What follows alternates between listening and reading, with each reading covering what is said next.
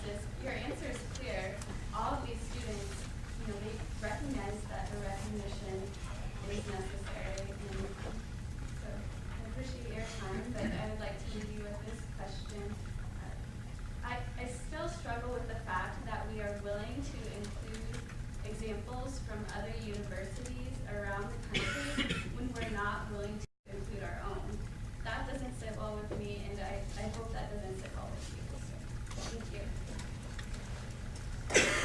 Senator Jurgensen. I have a question. Okay, Eric, speak a lot. Okay, so Senator Peter talked about how 13, 15 were really similar, except for if you want to include the student center or not. And then he talked about how it was also the actions were similar, that's what he gathered. I was just wondering if you guys why you guys didn't specifically include actions and what I read this last paragraph in 13 multiple times, and I just want to make sure if you guys could elaborate on why you didn't include specifically what you were going to do, and that this last paragraph, I know it states that you guys are going to do something, but why you didn't say specifically. Does that make sense? Because that's the part where I'm struggling with. Is that directed towards me? Yeah. When you I'm kind of confused at the idea that they're not basically the exact same thing. I mean, Senator Shilhonick and I sat down and talked about this at great length, trying to come up with the same action items that we would do after one was passed. So I think that any concern about that is null and void, because either way, I'll be doing the exact same thing. Okay, and then also who's in charge of putting this stuff into action? That will come after one goes passed. There's no, in Justin's, DSTC will definitely do something in line. It would take President Collins saying, DSTC, you should do this, or DSTC coming to President Collins and saying, do you think that this is within our capabilities? But ultimately, it will be the executive committee deciding what action is best to take and who is best to execute them. Ultimately, we're going to do the same action. Ultimately, the same action. Senator Bolton. I'd like to bring us back to a little bit of a logistical perspective. We're discussing Senate Bill 15. Just to point that out. Once discussion has been reached, I'm going to ask for a roll call vote. And when you go back to your colleges, meet these students this week, what do you think? Do you agree with Senate Bill 15, or do you disagree with Senate Bill 15? That's what we'll be voting on, hopefully sooner rather than later.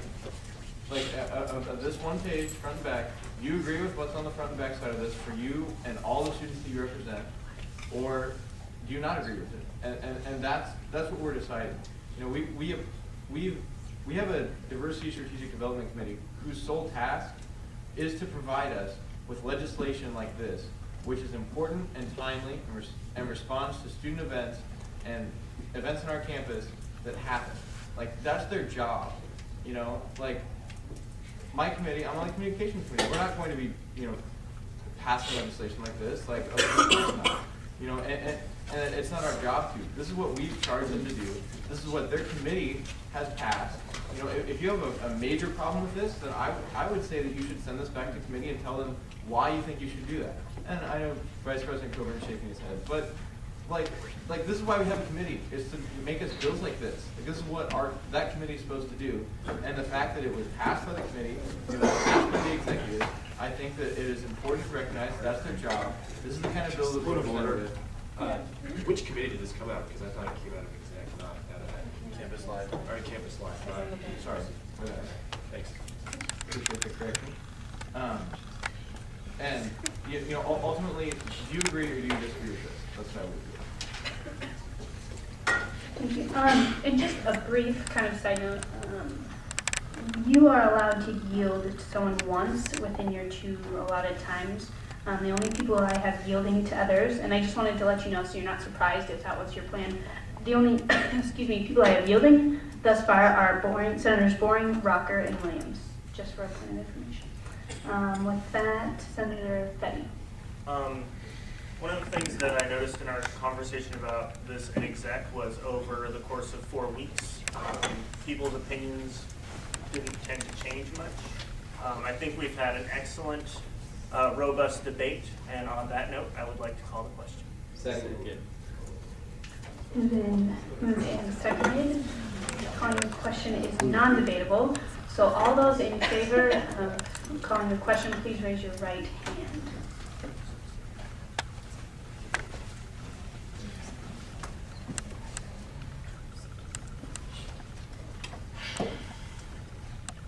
All those opposed?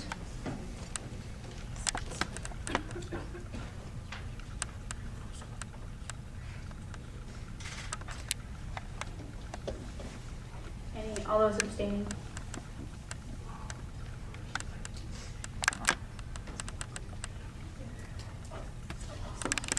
Motion does not pass. At this point, we will resume debate. Senator Shulhanic. I'd like to address, I got a lot of flack for what I said earlier about the specificity, Senator Garcia, you brought it up. I agree, I worded it incorrectly. What I was trying to get at was very much what Senator Stone was trying to get at.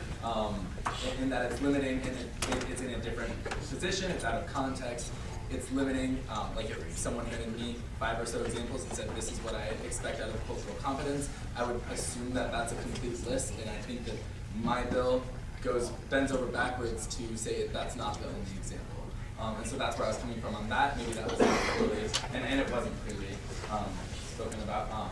But I would like to hit again on what Molly Young said about the burden. Again, refocusing. That's what this bill is supposed to do. I don't understand where people are saying that I'm condemning students when I wrote this bill. I wrote part of it with Internal Vice President Coburn, and he has said, you know, he tried his best to get it to the point where he is more okay with it than it was before.